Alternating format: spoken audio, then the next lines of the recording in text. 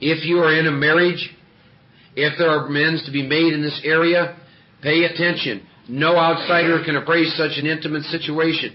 Read the book, talk to your sponsor, pray, and you do what comes to you.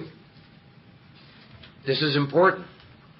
We're talking about the most intimate of all situations and the most terrible of all human emotions, jealousy. I think there's reasons the book says no outsider can appraise such an intimate situation. I've seen this go both ways. I've seen men who decided through this exercise the best thing was to not say a word to the woman about their affairs. And I've seen men who decided the best thing was to tell her about the affairs. And both of them came out fantastic. So no outsider can appraise this situation.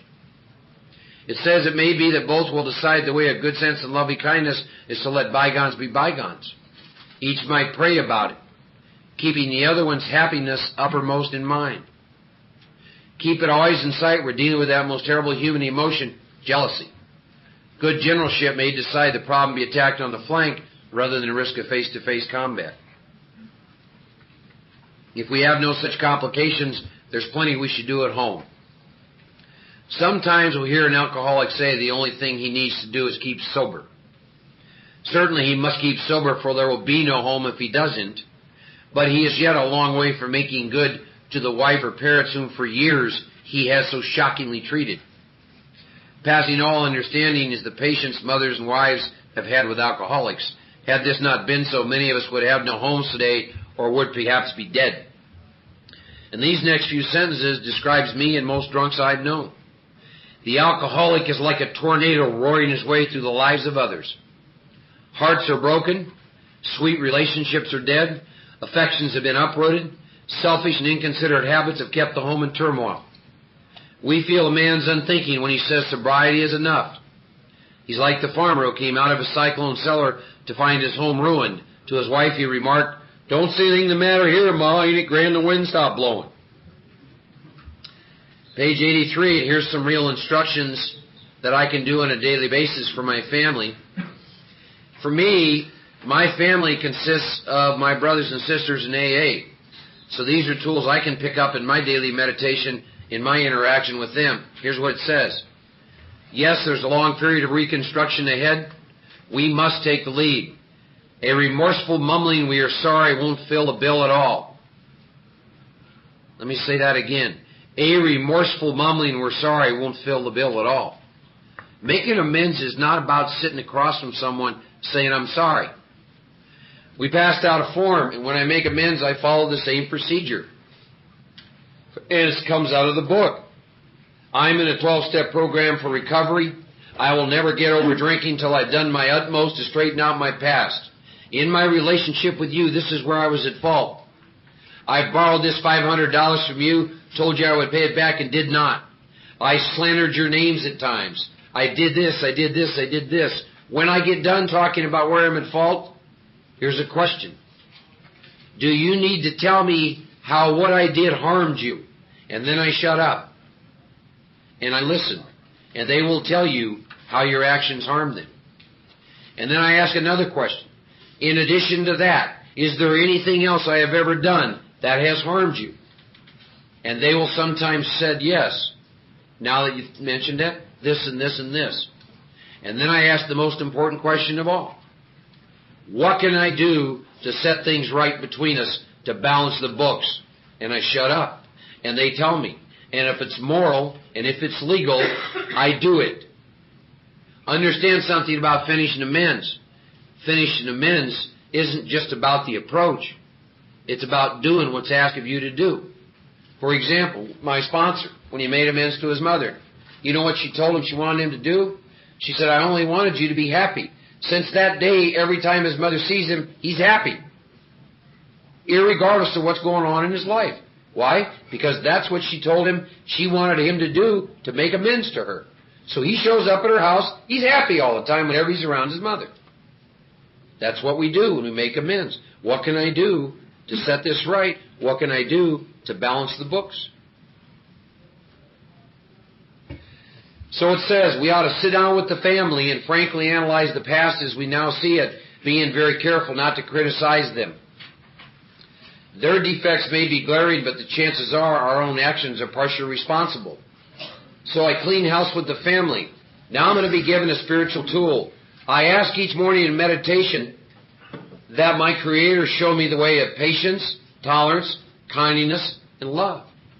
That's a prayer if you have a family. And for me, I have an AA family that I can take into meditation every morning. The spiritual life is not a theory. We have to live it. We have to live the spiritual life. It's not a theory. Unless one's family expresses a desire to live upon spiritual principles, we think we ought not to urge them. We should not talk incessantly to them about spiritual matters. They'll change in time. Our behavior will convince them more than our words. We must remember that 10 or 20 years of drunkenness would make a skeptic out of anyone. It says there may be some wrongs we can never fully right. We don't worry about them if we can honestly say to ourselves, we would right them if we could. Some people cannot be seen. We send them an honest letter. And there may be a valid reason for postponement in some cases, but we don't delay if it can be avoided.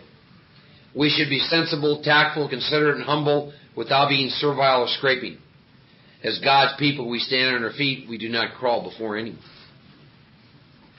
And that sums up the instructions on steps 8 and 9. The book is highly, highly specific, and my experience is most of what I hear in AA around amends is not in this book. I don't think there's much doubt in any of our minds as we went through this together about this making of amends, is there? We must not shrink at anything. We must be willing to go to any lengths, willing to lose position, reputation. Now, I'll share this experience again. I could give you a lot of stories about amends and the incredible things that happen. But my experience most of all with all that, how free do you want to get? I don't have any future till I clean up my past. Amends are spiritual exercises. I shared this with a friend. Another reason I like to do the 3x5 cards. When I'm done, I put them in groups. Here's what the groups look like. Remember I said I put a plus or minus? I take all the minuses, the ones I don't want to do, and I put them here. All the pluses here. If I got some amends out of state, I put them here, and I put financial over here. Now I have 4 distinct groups. I said to Don, well, how do I get the willingness to make the one I don't want to make? He said, by starting to make amends to the ones you're willing to make. And I did that, and I began to see that this was kind of a neat deal. The other neat piece is as I make the amend, I can throw the card away. There are 2 times when I'm going through the steps that inanimate objects talk to me. One of them happens in inventory. I'm writing inventory, and I set it in my office, and I'm walking down and I go to my bedroom at night, and I hear this thing out of the office. Mark, I'm your inventory, and I'm sitting in here, and I'm waiting for you. You ever had that happen with your inventory? It talks to you? Here's the other time. Here's why the amend cards are so neat. Those cards, 3x5 cards, you can carry with you. So you have them in your briefcase. You go to open your briefcase, go sit down back at your desk, and you hear this voice. Mark, I'm that guy you screwed out of $500. I'm here. The amend cards, if they're there, I'm carrying them with me all the time. You know why? We're going to read instructions. The day I begin to make amends, I begin to operate in steps 10 and 11, and my sole function is to finish amends. If I make a list on an 8.5, 11 by piece of paper, my experience in working with people, they may or may not look at that list once a month or once a week.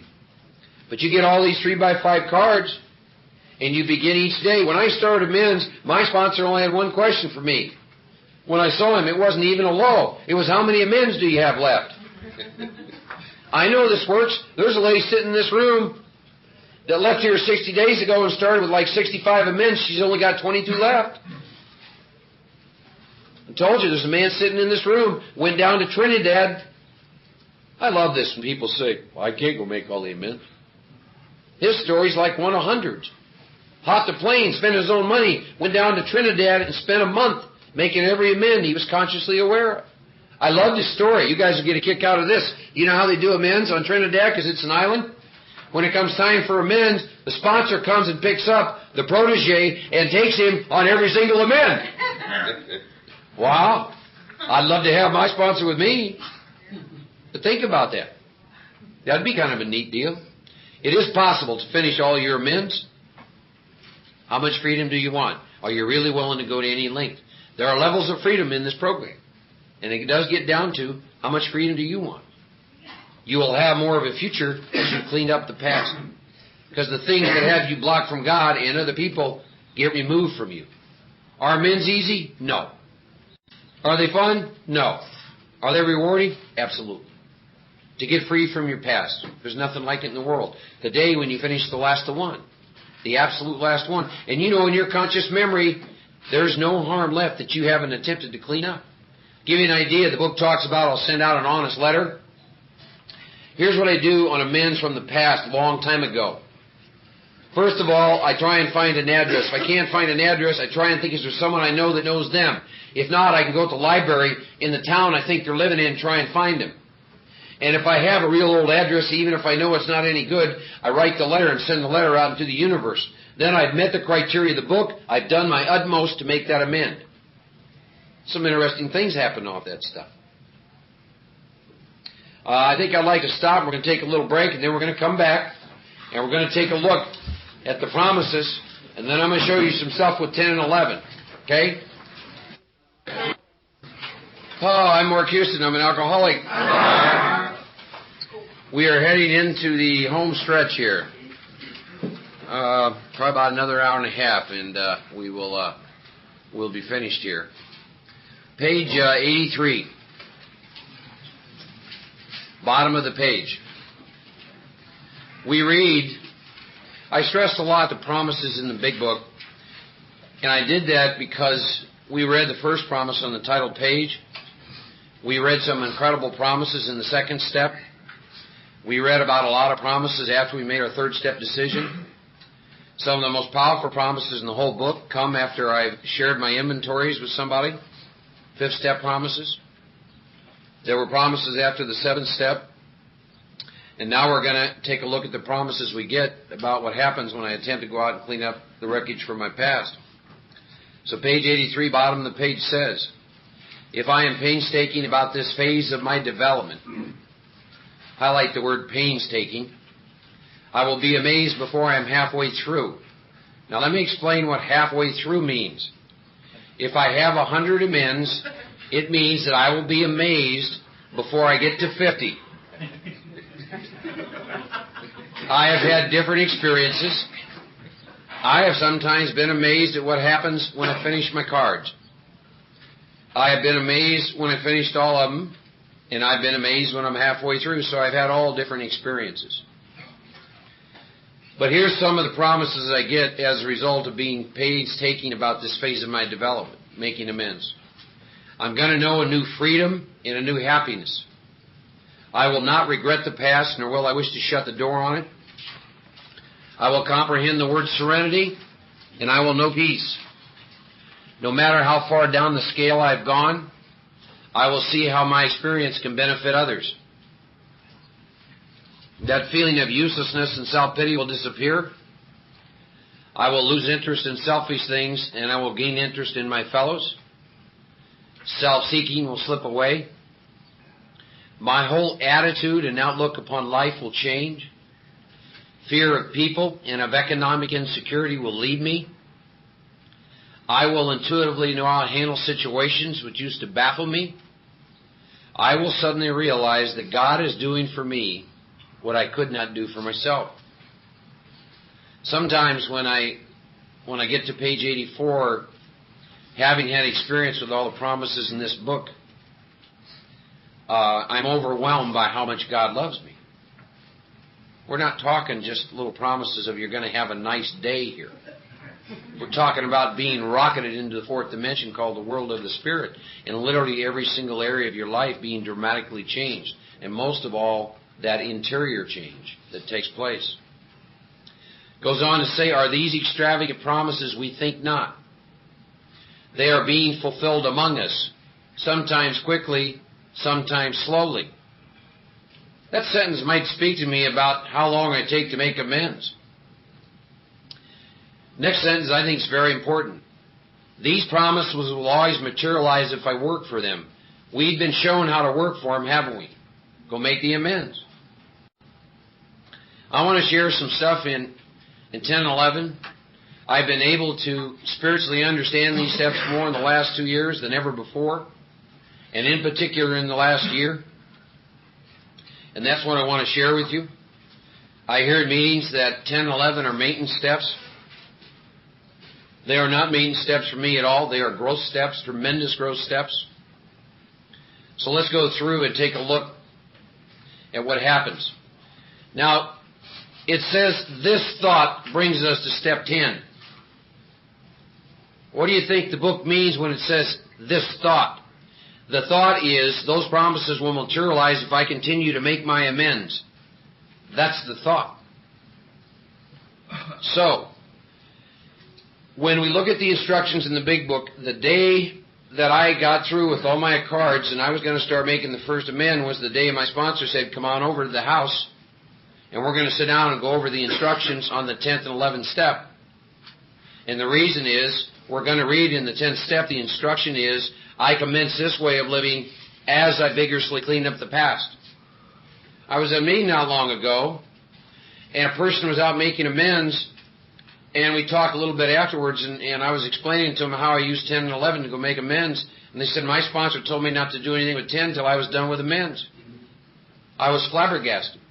I can't conceive of making amends without using 10 and 11 to get the power to go make the amends, let alone live in the world. So let's look at what this step says. This thought, the idea of finishing amends, brings me to step 10, which suggests that I continue to take personal inventory, fourth step, and continue to set right any new mistakes as I go along. I vigorously commenced this way of living as I cleaned up the past. That's the instruction to start the 10th step the day you start your amends. Look at the next sentence and ask yourself how often we hear this as a topic for meetings in AA. I have entered the world of the Spirit. Remember I told you in the second step we commence spiritual growth. In the fifth step we may have had certain spiritual beliefs. Now we have the spiritual experience. Well, when I get to the 10th step, having done this work, I've now entered the world of the Spirit. Why don't we talk about, you want to really screw up an AA meeting? The next one you go to and the chairman says, you have a topic. Yes, I have a topic. I'm not there yet, but I'm curious. In the 10th step, it says we've entered the world of the Spirit. I'd like to hear from some people in this room what their experience is with having entered the world of the Spirit. And watch the meeting change to fear or something. Think about it.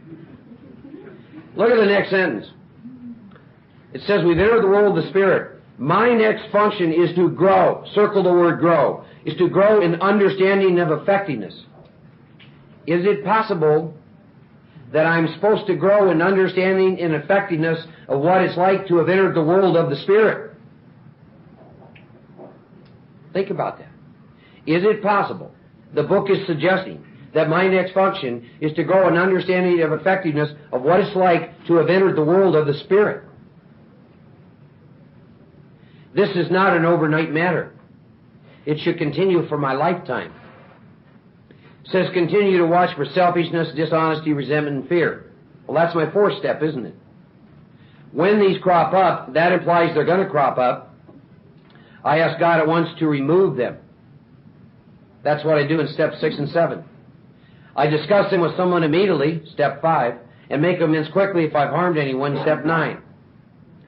Then I resolutely turn my thoughts to someone I can help. Love and tolerance of others is our code. Now, in the next few paragraphs, we're going to read about what I call the 10-step promises. You do not hear the 10-step promises talked about much in the halls of Alcoholics Anonymous either. It was told to me by several people who have been doing this work a lot longer than me, the reason we don't hear that is because most people in AA have never finished all their amends, so they don't have any experience with the 10-step promises. Is that true? I don't know. Look at your own experience. Here's one of them. Do I have the power to operate with love and tolerance of others is my code. And this next sentence I absolutely love. And I have ceased fighting anything or anyone, even alcohol, and alcohol is last. I have ceased fighting anything or anyone. The IRS, the woman or man that wants to leave, the financial difficulties, the physical ailments. I have ceased fighting anything or anyone, because in the world of the Spirit, there is no room to fight anything or anyone. There's just love and service. Now, second step talks about, came to believe that a power greater than ourselves could restore me to sanity. Look at the next sentence. For by this time, sanity will have been returned. I will seldom be interested in liquor. If tempted, I recoil from liquor as from a hot flame. I react sanely and normally, and I find this happens automatically. Automatically means I don't have to think about it. I will see my new attitude toward liquor has been given me without any thought or effort on my part. Now I remember asking about that question. I said to Don, wait a minute. I worked my butt off in these steps. What do you mean? There's no thought or effort on my part. He said, you didn't go through these steps to have a changed attitude toward liquor. I said, my God, you're right, I didn't. And it told me it was given to me. It says it just comes. That is the miracle of it. I am not fighting it, neither am I avoiding temptation. I feel as though I've been placed in a position of neutrality, safe and protected.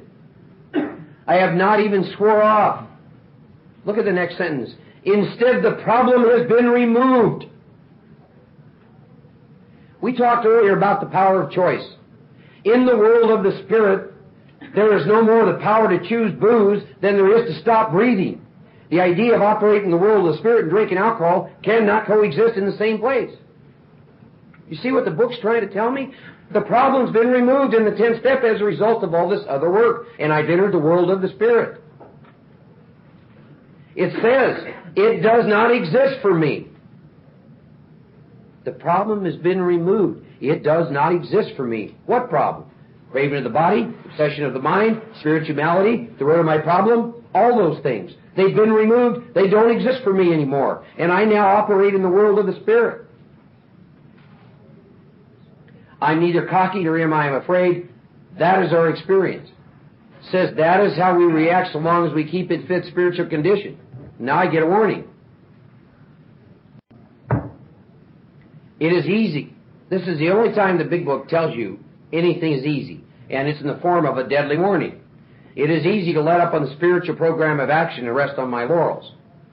Here's what laurels are. Anything that you've ever done up through this minute that you think has something to do with keeping you sober. That's laurels. I'm headed for trouble if I do, for alcohol is a subtle foe. I am not cured of alcoholism. What I really have is a daily reprieve contingent on the maintenance of my spiritual condition. Now that sentence implies something to me. If I'm given a daily reprieve contingent on the maintenance of my spiritual condition, what if I don't do anything to maintain my spiritual condition?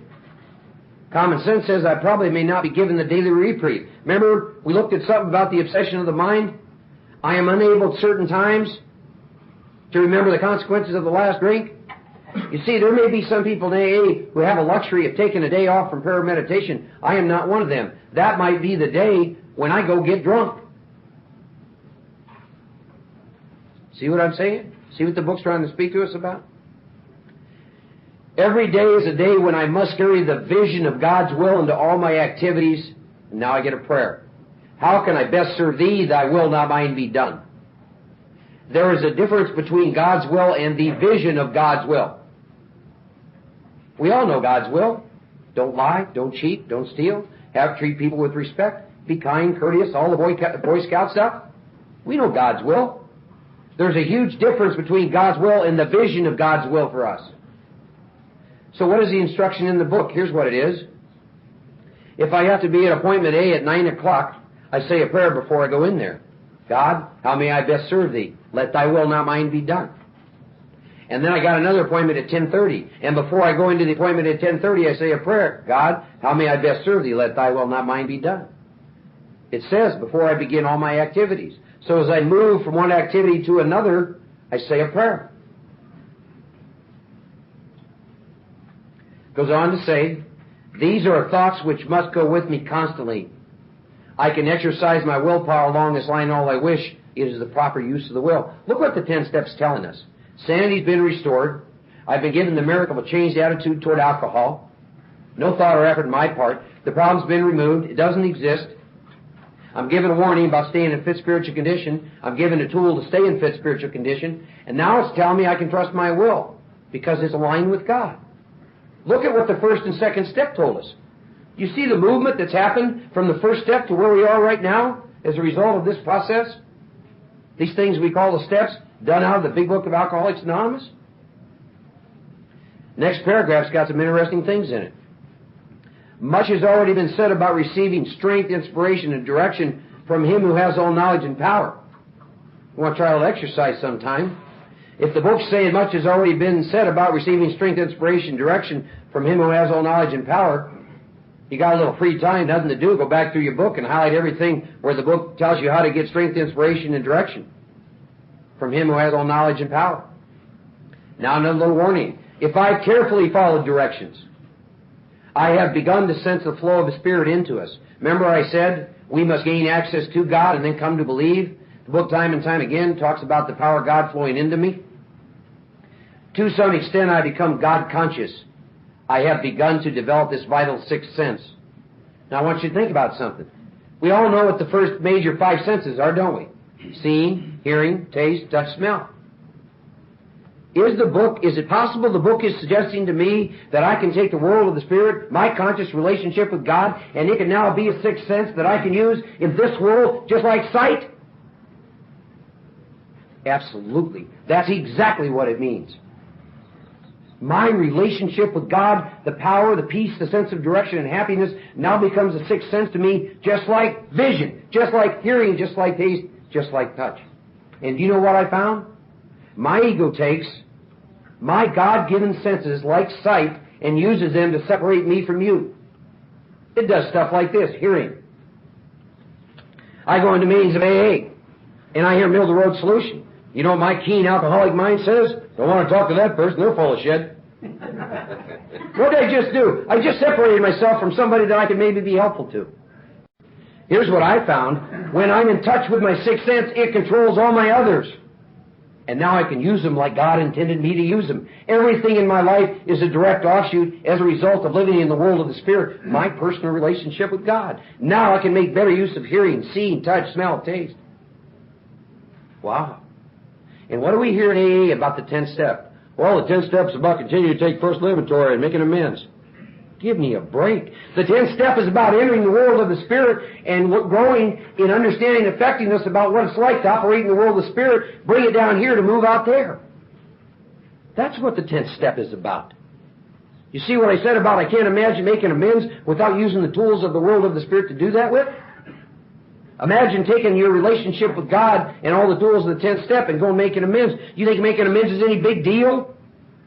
No, it's not any big deal. My relationship with God can become a sixth sense that controls all other senses, and from the time I get up till the time I go to bed, allow me to operate in that world out there and demonstrate the two things that Dr. Bob said this whole deal is about. And every other spiritual book says, love and service. 10th step is just a little bit more than continuing to take personal inventory. How free you want to get.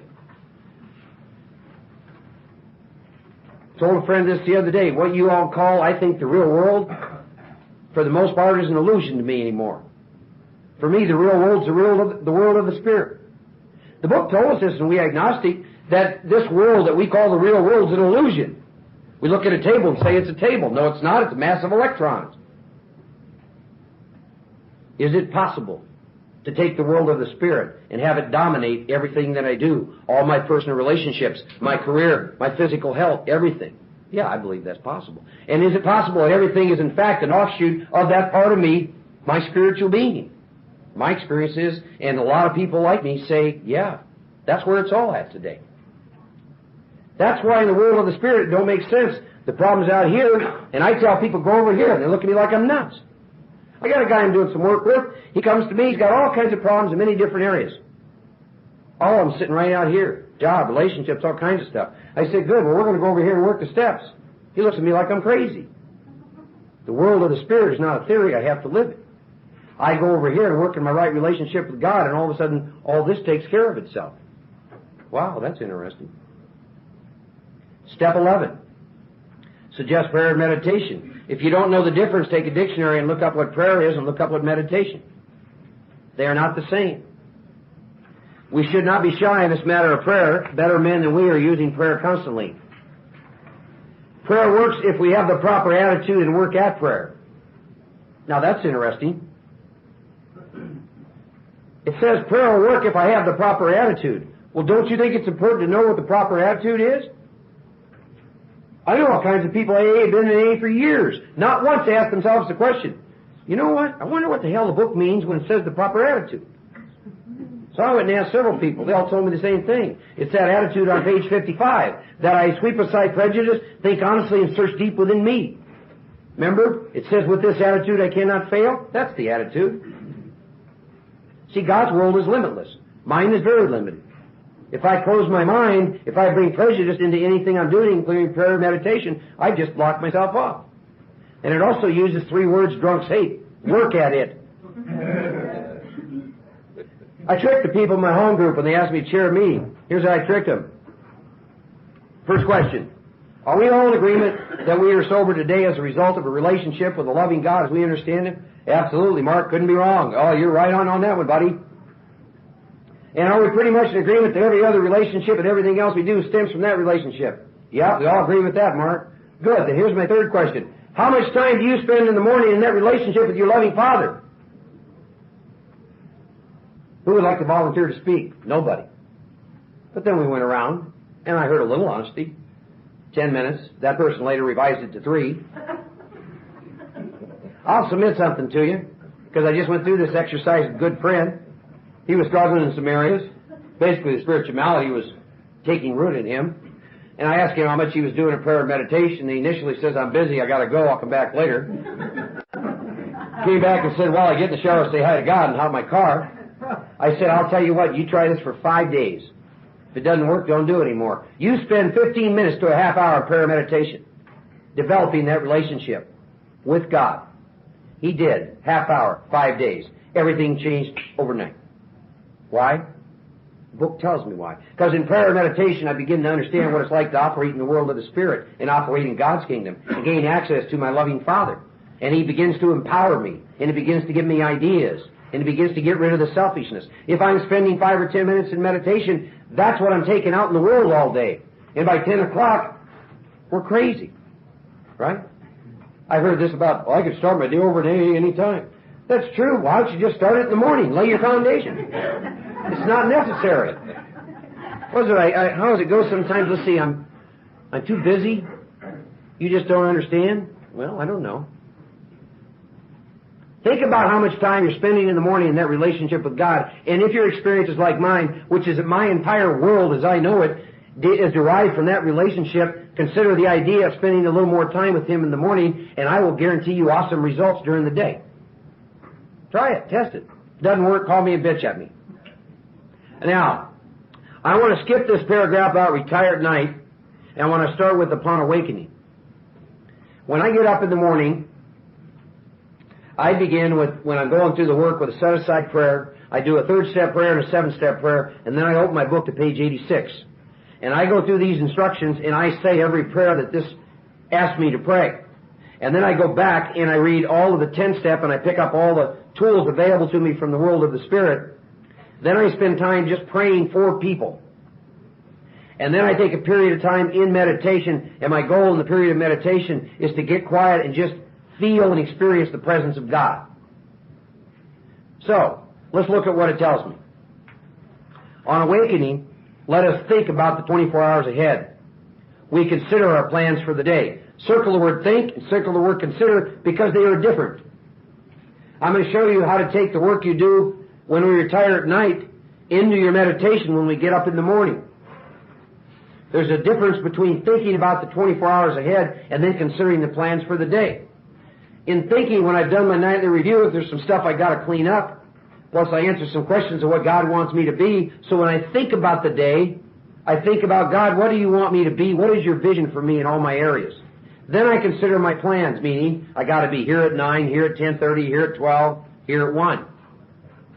Before I begin, meaning before I begin my day, here's my first prayer. I ask God to direct my thinking And I especially ask my thinking be divorced from self-pity, dishonest, or self-seeking motives.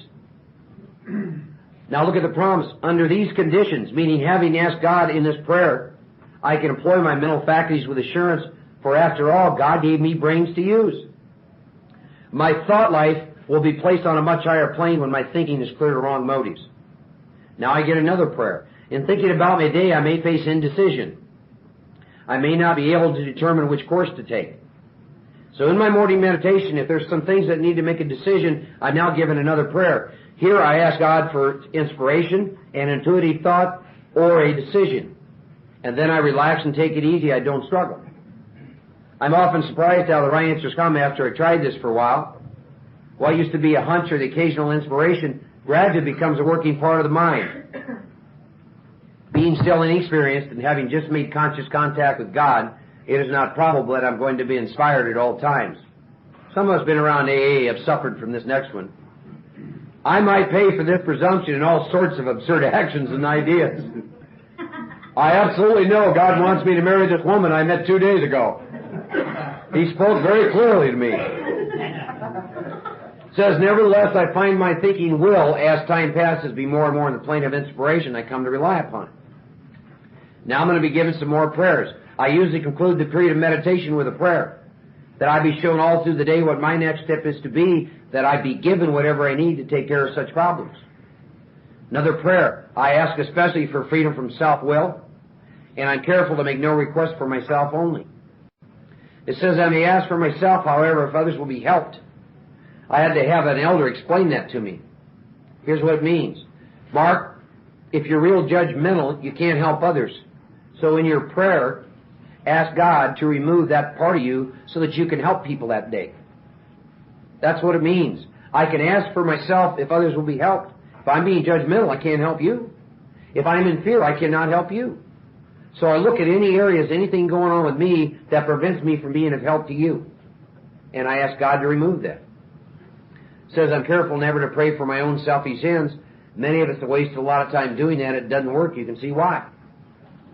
If circumstances warrant, I ask wives or friends to join us in morning meditation. For some of us, the word wives is appropriate here.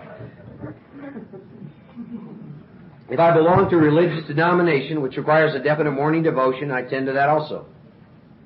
If not members of religious bodies, we sometimes select and memorize a few set prayers which emphasize the principles that we have been discussing. There are many helpful books also. Suggestions about these may be obtained from one's priest, minister, or rabbi. Be quick to see where religious people are right. Let me read that again. Be quick to see where religious people are right. Make use of what they offer. Now I'm going to be given some more spiritual tools. As I go through the day, I pause when agitated or doubtful. Those are fairly constant states for alcoholics and addicts, by the way. And I ask God for the right thought or action. How many of you in here have ever asked God for the right thought? Not action, the right thought. Some of you have.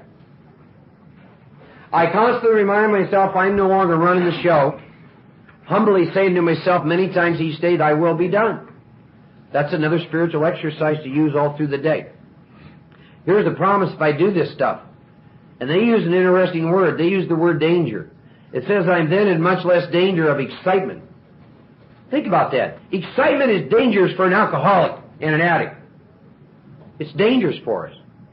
It says I'm then in much less danger of excitement, fear, anger, worry, self-pity, or foolish decisions. I become much more efficient. I do not tire so easily, for I'm not burning up energy foolish as I did when I was trying to arrange life to suit me.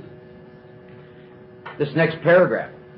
It works, it really does. I am undisciplined, so I let God discipline me in the simple way we just outlined. Now, turn back to page 86. We get an exercise for when we retire at night. Here's what it says. When I retire at night, I constructively review my day. Now I'm going to go through a series of questions.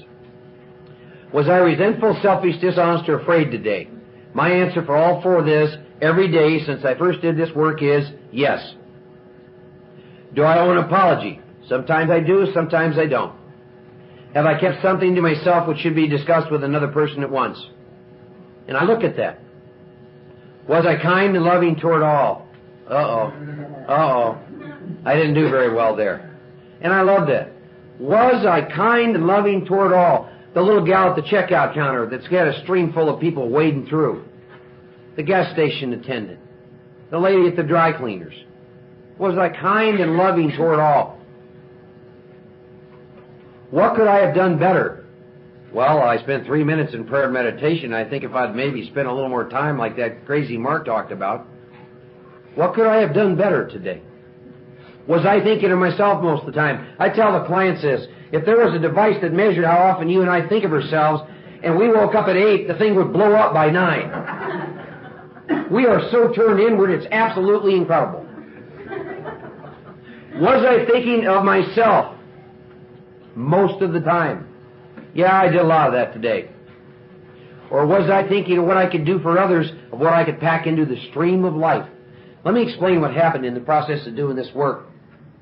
There was a time when my life was fragmented, meaning I get up in the morning and I had that life, and then I go to work and I had that life, and then I had AA and I had that life. Today I'm involved in the stream of life. I can't tell whether I'm in AA or out in the world. Why? Because I operate in the world of the Spirit all the time, and it's all the same. Today when I'm in recovery, I'm also in the fellowship and service. When I'm working with someone else, I'm in recovery and in the fellowship. Today I'm involved in the stream of life. It is one continuing process based on operating from the world of the Spirit. My life is not segmented anymore. I don't have AA over here and my job over here and my friends over here. I operate in what's called the stream of life today. It says, but I must be careful not to drift into... Now this is interesting. Think about this. I must be careful not to drift into worry, remorse, or morbid reflection. And then it tells me why. Think about this. The reason we are worried, remorseful, or morbid reflection is we're thinking about ourselves again. And here's what it tells us. It says, because that diminishes my usefulness to others. When you walk around being worried, you are not available to help anyone else. God never intended for you and I to worry. You worry because you're operating on self-reliance. When you operate on God's reliance, you never have to worry. You're available always to help your fellow traveler on the path. Book says, Mark, don't drift into worry, remorse, or morbid reflection, because if you do, you can't be useful and helpful. After making my nightly review, I ask God's forgiveness, and I inquire what corrective measures should be taken. When I get up in the morning, I've asked Him the night before what corrective measures to take. That flows me right into my 10th step.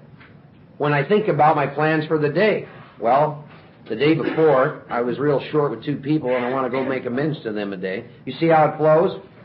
I take my nightly review, get up in the morning, and I let the information that I got from that nightly review take me into this day. I operate in the world today in steps 10 and 11 based on the power given in steps 1 through 9. That's another reason I go back through the work. I can't imagine operating in 1994 based on the truth I saw in 93. I do steps 1 through 9 based on the power given to me in steps 10 and 11. I make my amends based on the power given to me in steps 10 and 11. I'm able to be of service to others based on operating in 10 and 11. 10 and 11 are 2 of the most powerful steps this whole program gives me. 1 for operating in the world of the Spirit. Let that now be a 6th sense that I can take out here. And the 11th step for that relationship with God. Chapter 7, working with others. I said before, and this is my opinion, that virtually every problem in Alcoholics Anonymous today could be solved by good sponsorship. They devote a whole chapter in working with others. And I suspect that we're going to smash some middle-of-the-road stuff about working with others. I have the kind of sponsor who is a world trustee in Alcoholics Anonymous. He talked to me much more than I cared to hear for a long time about the traditions. And I was talking with Tom, and he talked to me about the world concepts, and that stuff is still foreign and Greek to me. But he was involved in all 3 parts of the program. That's the path that God took him down. He's the one, through sharing all of his experience with me, gave me the tools necessary so when I sponsor someone else. I have a home group. I support that home group. I show up at all the group consciousness when I'm in town. I support that home group financially. I'm there to help newcomers when they come to that home group. Why? Because my sponsor pointed out to me that that was a responsibility that I had. I'm here to defend the traditions of Alcoholics Anonymous till they put dirt on me. You come to a closed meeting that I'm attending and don't introduce yourself as an alcoholic or at least a desire to quit drinking, I'll ask you to leave. Why? Because that's the way he's set up. That's why. Singleness of purpose. I totally embrace and support the traditions in this program. That came to me through sponsorship. So, working with others. Practical experience shows nothing so much will ensure immunity from drinking as intensive work with other alcoholics. The word intensive is kind of interesting to look at. It says, it works when other activities fail. This is our 12th suggestion. Carry this, highlight the word this. Carry this message to other alcoholics. Please do not carry your message. On any given day, your message is like mine. It's selected parts of the big book, some of the Bible, some different books of philosophy, a little of the grapevine, and a whole bunch of my opinion. None of which will keep any of you sober. Carry this message to other alcoholics. That's why you see me and people I do work with carrying this book with us to meetings of Alcoholics Anonymous. Because if I get a chance to work with a newcomer and they ask me questions, I'm going to go into this book so that what they hear, they see comes out of this book, not just out of my mouth. Remember the forward to the first edition? To show other alcoholics precisely how we have recovered. I'll sit and talk to a new man, new woman, and I'll field questions, and I'll keep going to this book, time and time again. So our responsibility is to carry this message to other alcoholics. You can help when no one else can. You can secure their confidence when others fail. Remember, they're very ill. And I love this next paragraph. Life will take on new meaning. To watch people recover, to see them help others, to watch loneliness vanish, to see a fellowship grow up around you, to have a host of friends, this is an experience you must not miss. I absolutely love that sentence, and it has been my experience. I was telling a friend of mine, there's several of you in here that I was given a chance to carry this message to, a message you'd never heard before, never been able to stay sober before, or dying of untreated alcoholism. And I look at you now, and I look at your lives, and the difference is absolutely incredible. That's the payoff for me. One drunk working with another drunk and watching that drunk's life change, watching God operate in that individual's life. That's the greatest high in the world. That's what the whole deal's all about for me. I wish to God we'd never have to do another workshop anywhere. I wish we could walk into meetings of AA everywhere across the United States and the world, and if you were new, hear the common solution in which we could absolutely agree, so we wouldn't have to do these anymore. And maybe we could get a recovery rate of 75% like it used to be. But we can't. Why? Because the message in the fellowship is not the message in the book. That's what. So I guess we're just going to keep going to these workshops for a little bit longer. Till there's more of you out there that are carrying this message, and where we can reach a place in time where we don't have to do them anymore. If you've done the work, this is the promises you get. Life takes on new meaning. You'll watch people recover. You'll see them help others. You'll watch loneliness vanish. You see a fellowship grow up around you. You'll have a host of friends. This is an experience you must not miss. We know you will not want to miss it. Frequent contact with newcomers and with each other is the bright spot of our lives. Goes on to say, perhaps you're not acquainted with any drinkers who want to recover. You can easily find some by asking a few doctors, ministers, priests, or hospitals. They'll be only too glad to assist you. Do not start out as an evangelist or a reformer. Unfortunately, a lot of prejudice exists. You'll be handicapped if you arouse it. Ministers and doctors are competent, and you can learn much from them if you wish. But it happens that because of your own drinking experience, you can be uniquely useful to other alcoholics, so cooperate, never criticize. To be helpful is our only aim. Now, we're going to get a lot of instructions from working with new people.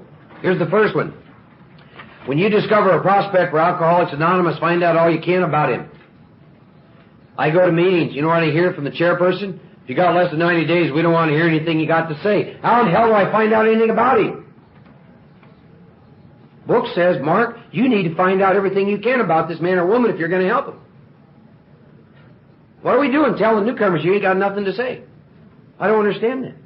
Do you understand that? I don't. Gee, I wonder if that's a little bit about our pompous alcoholic egos. I don't know. I just know what the book says. If he doesn't want to stop drinking, don't waste time trying to persuade him. That's an instruction. You may spoil a later opportunity. You know, I was talking with Joe about this. We work our butts off with drunks sometimes, right? And we work and work and work and work and work. hours and hours and hours and months and hell, sometimes years. And they go back out and a simple case of beer does what 9,000 hours working with me could never do. That's what I think the book's trying to say. If he doesn't want to stop drinking, do not waste time trying to persuade him. If there's any indication he wants to stop, have a good talk with the person most interested in him, usually his wife. Get an idea of his behavior, his problems, his backgrounds, the seriousness of his condition, and his religious leanings. Basically, find out everything you can about him. You need this information to put yourself in his place to see how you would like him to approach you if the tables were turned. I need this information to determine how to talk to a new man and a new woman. That's why it's asking me. Find out all you can. I'll give you an example. If I'm dealing with somebody who's been to treatment 15 times, had a lot of periods of sobriety in and out of AA, I can assure you what they hear from me is going to be a lot different from the first time the guy's ever walked into an AA meeting in his life. It's going to be much different. That's why I think it's telling me, find out all I can, put myself in his place. Sometimes it's wise to wait till he goes on a binge. The family may object to this, but unless he's in a dangerous physical condition, it's better to risk it. Don't deal with him when he's very drunk unless he's ugly and the family needs your help. Wait for the end of a spree, or at least for a lucid interval. Then, look at this question. Then let his family or friend ask him, do you want to quit for good? And will you go to any extreme to do so? That's a question I ask people who want to do the work with me. Do you want to quit for good? And are you willing to go to any extreme to do so? I'll give you an exercise I do. It'll save you a lot of time. Separate the wheat from the chaff. Someone comes up and says, Mark, would you do the work with me? Well, I don't know. Let me give you a little exercise. Here's the exercise. Go out and buy a new big book. Read the first 164 pages. Answer these 4 questions in writing. When you're done, call me. First question, is this work what you want to do? Second question, why do you want to do this work? Third question, are you willing to go to any length? Fourth question, what areas are you being dishonest with yourself and others? Here's the good news about that exercise. 10 people ask you to do the work with them. At best, 2 will call you. They will not be the 2 you wish would call you. They will be the helpless, hopeless, burned-out alcoholic who needs power. That is not the one you wanted to call you. The one driving the Jag with the nice watch. It's the guy that's got his toes sticking out of his shoes, can't talk, and smells like hell. But he needs this. He needs power. You do that exercise, it'll save you tremendous time. Now, you're going to see where that exercise comes. It comes out of this book. Book's going to tell you, on the first visit, give the guy a book, ask him to read it. Go back and on the second time, ask him, are you ready to go through with the 12 steps? But when I went through that exercise, it saved a lot of time. Now, let's keep going. If he says yes, meaning he wants to quit for good and he's willing to go to any extreme to do so, then his attention should be drawn to you as a person who has recovered. Geez, there's that word again. You should be described to him as one of a fellowship who, as part of their own recovery, try to help others and who will be glad to talk to him if he cares to see you. If he doesn't want to see you, never force yourself upon him. I've never understood sponsors who call their protégés all the time. What's it say? If he doesn't want to see you, never force yourself upon him. I would like to tell you that Don cared for me so much he called me with a lot of frequency, but that would be a lie. He never called me. You know why? He knew what he had to do to stay sober. He knew I needed to learn how to do that. It's not that he loved me. It's because he did love me. He did 2 things with me all the time. He talked about God all the time, and he took me into this book. That's what he did. He made real sure that my dependency was not upon him, that it was upon God and these spiritual exercises as outlined in this book. It says, neither should the family hysterically plead with him to do anything, nor should they tell him much about you. They should wait for the end of his next drinking bout. You might place this book where he can see it in the interval. I've always enjoyed that visual, right? You sneak a book into the drug's house, right? He comes home, he's loaded. Oh, Jesus, another big book, right? Slams the thing to the side. It keeps showing up in the counter. It says here no specific rule can be given. The family must decide these things, but urge them not to be over anxious, for that might spoil matters. Usually the family should not try to tell your story.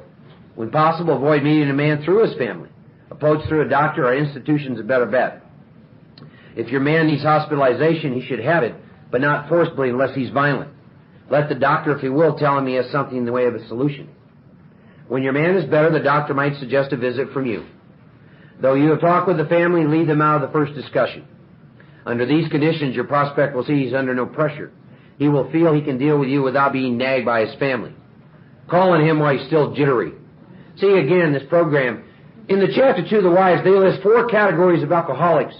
You know who has the best chance? The drunk who's number 4. He's the one that's locked up in institutions, and he's been committed. In this program, the more helpless and hopeless you are when you come in, the better chance you got. It's another paradox. So, see your man alone if possible. At first, engage in general conversation. After a while, turn the talk to some phase of drinking. Tell him enough about your drinking habits, symptoms, and experiences to encourage him to speak of himself. If he wishes to talk, let him do so. You will thus get a better idea how you ought to proceed. If he is not communicative, give him a sketch of your drinking career up to the time you quit. But say nothing for the moment of how that was accomplished. See, what we're doing now is we're talking about the hopelessness of our disease and how we drink. If he's in a serious mood, dwell on the troubles liquor has caused you, being careful not to moralize your lecture. If his mood is light, tell him humorous stories of your escapades, get him to tell some of his. When he sees you know all about the drinking game, commence to describe yourself as an alcoholic. Tell him how baffled you were, how you finally learned you were sick. Give him an account of the struggles you made to stop. Show him the mental twist which leads to the first drink of a spree. We suggest you do this as we've done it in the chapter on alcoholism. If he is alcoholic, he will understand you at once. He will match your mental inconsistencies with some of his own. If you are satisfied he's a real alcoholic, begin to dwell on the hopeless feature of the malady. Show him from your own experience how the queer mental condition surrounding that first drink prevents normal functioning of the willpower. Don't at this stage refer to this book unless he has seen it and he wishes to discuss it. And be careful not to brand him an alcoholic, let him draw his own conclusion. If he sticks to the idea he can still control his drinking, tell him possibly he can if he's not too alcoholic. But insist if he is severely afflicted, there may be little chance he can recover by himself. Continue to speak of alcoholism as an illness, a fatal malady. Talk about the conditions of body and mind which accompany it. Keep his attention focused mainly on your personal experience. Explain many are doomed who never realize their predicament. Doctors are rightly loath to tell alcoholic patients the whole story unless it will serve some good purpose. But you may talk to him about the hopelessness of alcoholism because you offer a solution. You will soon have your friend admitting he has many, if not all, the traits of the alcoholic. If his own doctor is willing to tell him he's alcoholic, so much the better. Now the next sentence is the only time in the book I find a word used to describe people I do the work with. And it's not pigeon, and it's not baby, and it's not that other crap I hear in AA that I believe is demeaning. Here's the word. Even though your protege, isn't that sweet? Even though your protege may not have entirely admitted his condition, he has become very curious to know how you got well. Let him ask you that question if he will. Squiggly lines. Tell him exactly what happened to you. Stress the spiritual feature freely. Or atheist, make it empathetic. He doesn't have to agree with your concept of God. He can choose any concept he likes, provided it makes sense to him. The main thing is that he be willing to believe in a power greater than himself, and that he live by spiritual principles. Now I hear in AA, let's not talk about God. We might drive the newcomer off. Where is that coming from? This is pretty black and white, isn't it? About what I need to talk about. The main thing is that I tell the new guy he'd be willing to believe in a power greater than himself and he live by spiritual principles. When dealing with such a person, you better use everyday language to describe spiritual principles. There's no use arousing any prejudice he may have against certain theological terms and conceptions about which he may already be confused.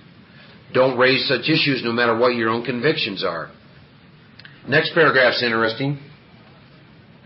Your prospect may belong to a religious denomination. His religious education and training may be far superior to yours. In that case, he's going to wonder how you can add anything to what he already knows. But he will be curious to learn why his own convictions have not worked and why yours seem to work so well. He may be example of the truth that faith alone is insufficient. To be vital, faith must be accompanied by self-sacrifice and unselfish constructive action.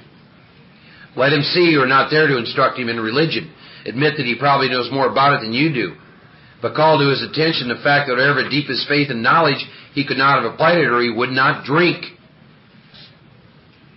I've done the work with many men in AA who know a lot more about religion and the Bible than I ever thought of knowing. But I ask them a simple question. That's real neat that you know all that. When was the last time you got drunk or loaded? Well, 2 nights ago. Well, is it doing you much good? No, it's not. This is where the book talks to me about having to deal with that man or that woman, because they got a ton of prejudice. They know more about God. They are educated about God far beyond their capacity to understand any of it. And it's not working for them. The book says, call to his attention the fact, however deep his faith and knowledge, he could not have applied it or he would not drink. What good is faith and knowledge if I'm doing dope and drinking alcohol? I don't think it's any good. It's like I quote the Bible all over the page and I shoot dope in my arm. Do you want what I have? I don't think so. See what I'm saying? It says perhaps your story will help him see he's failed to practice the very precepts he knows so well. We represent no particular faith or denomination. We're dealing only with general principles common to most denominations. Outline the program of action, explaining how you made a self-appraisal, how you straightened out your past, that's amends, and why you're now endeavoring to be helpful to him.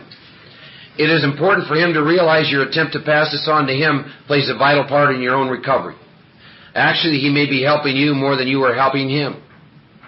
Make it plain that he is under no obligation to you, that you hope only he will try to help other alcoholics when he escapes his own difficulties. Suggest how important it is he place the welfare of other people ahead of his own. Make it clear he's not under pressure, that he needn't see you again if he doesn't want to. You should not be offended if he wants to call it off, for he's helped you more than you've helped him. If your talk has been sane, quiet, and full of human understanding, you perhaps made a friend. Maybe you disturbed him about the question of alcoholism. That is all to the good. The more hopeless he feels, the better. Another paradox, right? He'll be more likely to follow your suggestions. Your candidate may give reasons why he need not follow all the program. He may rebel at the thought of a drastic house cleaning, which requires discussion with other people. Do not contradict such views. Tell him you once felt as he did, but you doubt whether you would have made much progress had you not taken action. On your first visit, tell him about the Fellowship of Alcoholics Anonymous. If he shows interest, lend him your copy of this book. Unless your friend wants to talk further about himself, don't wear out your welcome. Give him a chance to think it over. If you do stay, let him steer the conversation in any direction he likes. Sometimes the new man is anxious to proceed at once, and you may be tempted to let him do so. This is sometimes a mistake. If he has trouble later, he'll likely say you rushed him. You will be most successful with alcoholics if you do not exhibit any passion for crusader reform. Never talk down to an alcoholic from any moral or spiritual hilltop. Simply lay out the kit of spiritual tools for his inspection. That's the 12 steps. Highlight the next sentence. Show him how they work with you. Second time the book says, I'm here to show you. Offer him friendship and fellowship. Tell him if he wants to get well, you'll do anything to help. If he is not interested in your solution, if he expects you to act only as a banker for his financial difficulties or a nurse for his sprees, you may have to drop him until he changes his mind. This he may do after he gets hurt some more. If he is sincerely interested and wants to see you again, ask him to read this book in the interval. Remember the first instruction? Have him buy a new book, read the 164 pages. After doing that, he must decide for himself whether he wants to go on. He should not be pushed or prodded by you, his wife, or friends. If he is to find God, the desire must come from within. If he thinks he can do the job in some other way or prefers some other spiritual approach, encourage him to follow his own conscience. We have no monopoly on God. We merely have an approach that works with us. But point out we alcoholics have much in common, and you would like in any case to be friendly, and let it go at that. Page 96. Do not be discouraged if your prospect does not respond at once. Search out another alcoholic and try again. You are sure to find someone desperate enough to accept with eagerness what you offer. We find it a waste of time to keep chasing a man who cannot or will not work with you. If you leave such a person alone, he may soon become convinced he cannot recover by himself.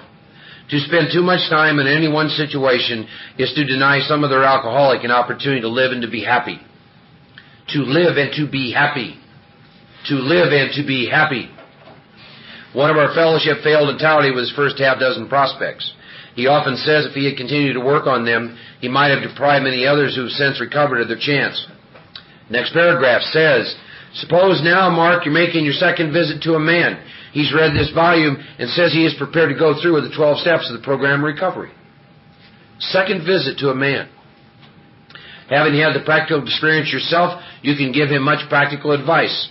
Let him know you're available if he wishes to make a decision and tell a story, but do not insist upon it if he prefers to consult someone else. He may be broke or homeless. If he is, you might try to help him by getting a job or give him a little financial assistance. But you should not deprive your family or creditors of money they should have. Perhaps you want to take the man into your home for a few days, but be sure to use discretion. Be certain he will be welcomed by your family. Honey, I'd like to bring this guy that's got puke all over him home for a couple of days. Be certain he'll be welcomed by your family and that he's not trying to impose upon you for money, connections, or shelter. Permit that and you only harm him. You'll be making it impossible for him to be insincere. You may be aiding in his destruction rather than his recovery. Never avoid these responsibilities, but be sure you're doing the right thing if you assume them. Helping others is the foundation stone of your recovery. That's an important sentence. A kindly act once in a while isn't enough. You have to act a good Samaritan every day if need be. It may mean the loss of many nights' sleep, great interference with your pleasures, interruptions to your business. It may mean sharing your money in your home, counseling frantic wives and relatives, innumerable trips to police courts, sanitariums, hospitals, jails, and asylums. Your telephone may jangle any time of the day or night. Your wife may sometimes say she is neglected. A drunk may smash the furniture in your home or burn a mattress. You may have to fight with him if he's violent. Sometimes you'll have to call a doctor and administer sedatives under the doctor's direction. Another time you may have to send for the police or an ambulance, and occasionally you're going to have to meet such conditions. We seldom allow an alcoholic to live in our homes for long at a time. It is not good for him, and it sometimes creates serious complications in a family. Though an alcoholic does not respond, there's no reason why you should neglect his family. You should continue to be friendly to them. The family should be offered your way of life. Should they accept and practice spiritual principles, there is a much better chance the head of the family will recover. And even though he continues to drink, the family will find life more bearable. For the type of alcoholic who's able and willing to get well, little charity in the ordinary sense of the word is needed or wanted. The men who cry for money and shelter before conquering alcohol are on the wrong track. Yet we do go to great extremes to provide each other with these very things when such action warranted. This may seem inconsistent, but we think it is not. Then the next paragraph, it's not the matter of giving is in question, but when and how to give. That often makes the difference between failure and success. The minute we put our work on a service plane, the alcoholic commences to rely upon our assistance rather than upon God. He clamors for this or that, claiming he cannot master alcohol until his material needs are cared for. Nonsense. Some of us have taken very hard knocks to learn this truth. Job or no job, wife or no wife, we simply do not stop drinking so long as we place dependence upon other people ahead of dependence on God. Burn, I love this, burn the idea. That's a great visual, right? Burn the idea into the consciousness of every man he can get well regardless of anyone. The only condition is he trusts in God and clean house. That sentence sums up the 12 steps, doesn't it? Now the domestic problem. There may be divorce, separation, or just strained relations. When your prospect has made such reparations as he can to his family and has thoroughly explained to them the new principles by which he's living, he should proceed to put these principles into action at home. That is, if he's lucky enough to have a home. Though his family be at fault in many respects, he should not be concerned about that. He should concentrate on his own spiritual demonstration. This next sentence is powerful. Argument and fault-finding are to be avoided like the plague. In many homes, this is a difficult thing to do, but it must be done if any results are to be expected. If persisted in for a few months, the effect on a man's family is sure to be great. The most incompatible people discover they can have a basis upon which they can meet, and little by little the family may see their own defects and admit them. These can then be discussed in an atmosphere of helpfulness and friendliness. After they see tangible results, the family will perhaps want to go along. These things will come to pass naturally in good time, provided, however, listen to this, the alcoholic continues to demonstrate he can be sober, considerate, and helpful regardless of what anyone says or does. Of course, we all fall much below this standard many times. But we must try to repair the damage immediately lest we pay the penalty by a spree. If there be divorce or separation, there should be no undue haste for the couple to get together. The man should be sure of his recovery. The wife should fully understand his new way of life. If their old relationship is to be resumed, it must be on a better basis since the former did not work. This means a new attitude and spirit all around. Sometimes it is to the best interest of all concerned that a couple remain apart. Obviously, no rule can be laid down. Let the alcoholic continue his program day by day. When the time for living together has come, it will be apparent to both parties. Let no alcoholic say he cannot recover unless he has his family back. That just isn't so. In some cases, the wife will never come back for one reason or another. Remind the prospect his recovery is not dependent upon people. It is dependent upon his relationship with God. That is what my recovery has always depended on. We've seen men would get well whose families have not returned at all. We've seen others slip when the family came back too soon. I love the next paragraph.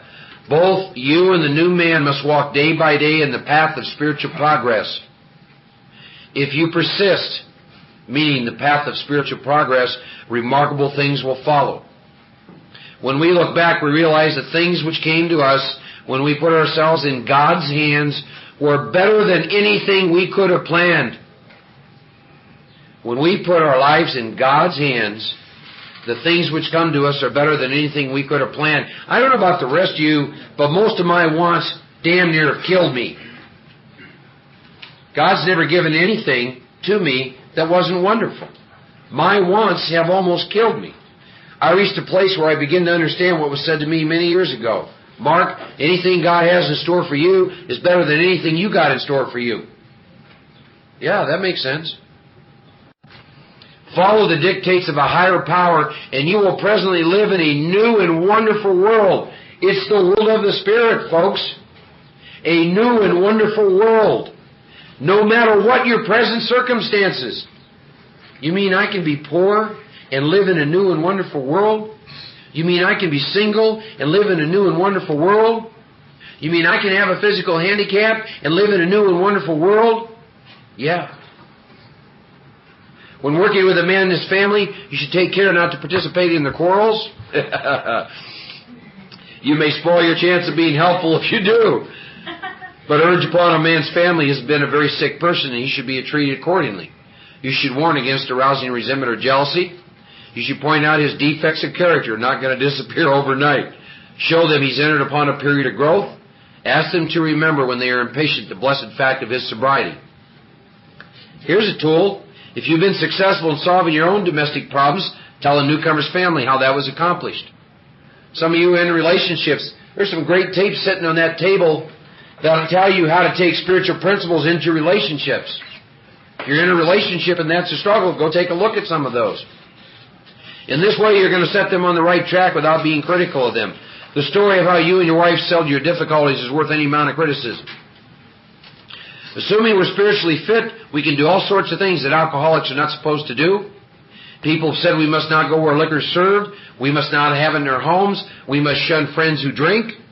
We must avoid movie pictures which show drinking scenes. We must not go into bars.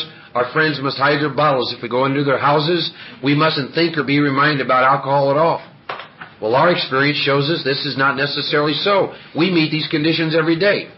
An alcoholic who cannot meet them still has an alcoholic mind. There's something the matter with his spiritual status. His only chance for sobriety would be someplace like the Greenland ice cap, and even there an Eskimo would turn up with a bottle of scotch and ruin everything. Ask any woman who sent her husband to distant places in the theory he would escape the alcohol problem. In our belief, any scheme of combating alcoholism which proposes to shield a sick man from temptation is doomed to failure. If the alcoholic tries to shield himself, he may succeed for a time, but he usually winds up with a bigger explosion than ever. We've tried these methods. These attempts to do the impossible have always failed. So our rule is not to avoid a place where there's drinking if we have a legitimate reason for being there.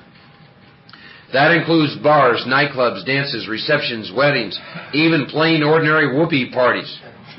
To a person who's had experience with an alcoholic, this may seem like tempting providence, but it isn't. You will note we made an important qualification. Therefore, ask yourself on each occasion, have I any good social, business, or personal reason for going to this place, or am I expecting to see a little vicarious pleasure from the atmosphere of this place? If you answer these questions satisfactorily, you need have no apprehension.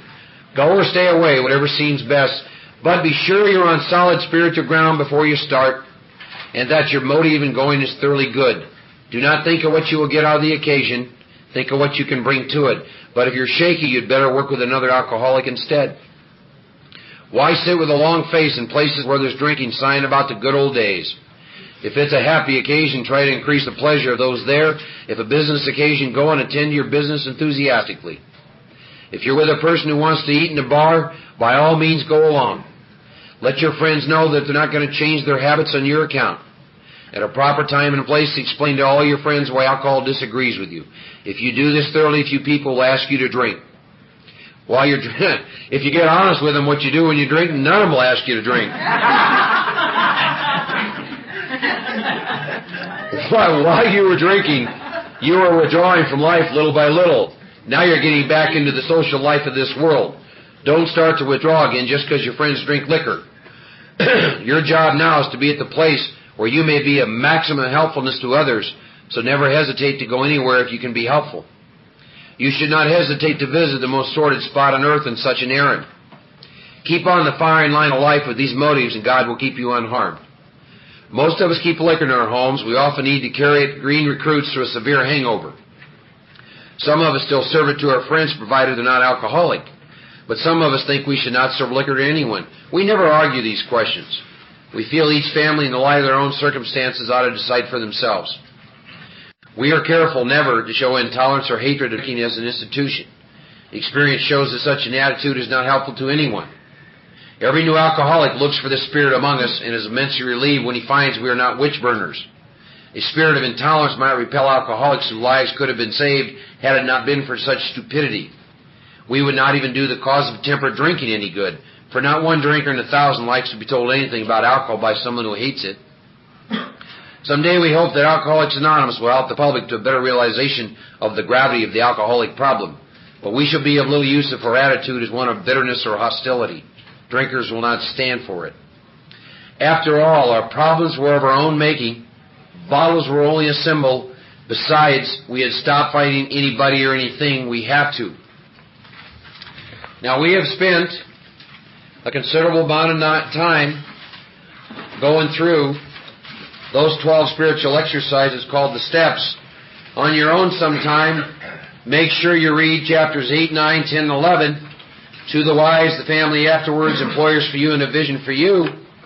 Because in those chapters I'm taught how to practice principles in all my affairs. I want to thank you for coming here this weekend and for allowing me a chance to share my experience with these steps and in this book with you all. I'm always grateful for that. Every time I do this, I guess it just opens me up again once more, and I once again see truth at a deeper level. I'll share a few things. Your alcoholic hearing is screwed forever. You're going to go into meetings when you hear middle of the road. You're going to know it. You now have a responsibility, too, to carry this message.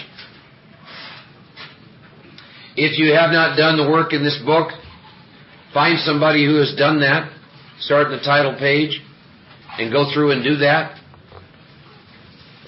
I think really what I want to do, I want to close with the last paragraph on page 164, and those of you that have your book. This paragraph sums up 163 and a half pages of work.